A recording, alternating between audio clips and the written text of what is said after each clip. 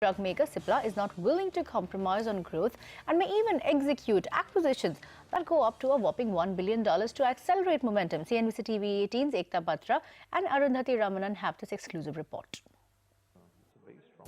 Umang Vohra, the CEO of drug maker Cipla, is absolutely clear. Growth has to be accelerated, and there is no question of the founder selling any stake in the company. To achieve its pro-growth priorities, Cipla is prepared to spend on acquisitions, and even a $1 billion acquisition is within the realm of possibility. We could plan for everything in acquisitions, but it's also a little bit of being opportunistic. What's available there, right? There are some distressed assets that we're talking about, that the market is talking about quite keenly. Would you look at those?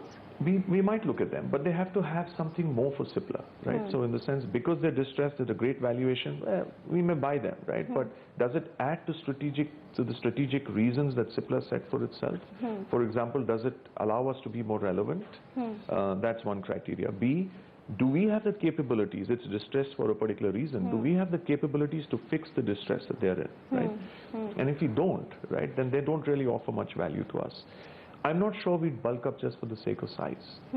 Because we've fallen to the third or the fourth rank doesn't mean that we'll acquire somebody to now come back to be second.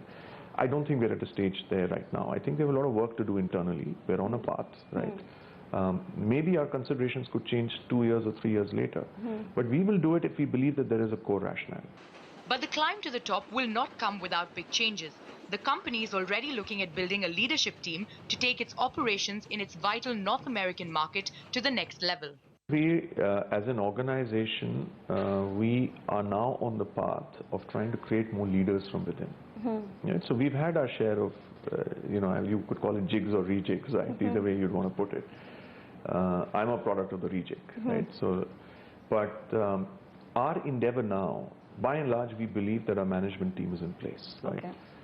Our endeavor now, in looking at our agenda, is to groom leaders from within.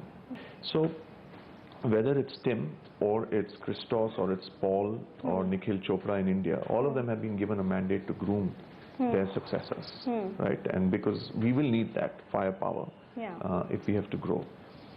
Tim's been, I'll come directly to the question that you asked, and therefore there is a focus on internal leadership. Tim's been with the organization for a long time, and I think Tim will probably still be with us, right, in some form or the other. And so what I'm not telling you is that Tim's leaving the organization, but what I'm telling you is that over time, this exit could happen, right? And it's not an exit, it is Tim's need to be with his family at this point in time, just like every one of us. But there is a succession plan. It's not a sudden announcement. It's been in the works for a while. And Tim's taken the pains to groom the next leader from within. So we're not importing a leader from outside, but we're grooming a leader from within.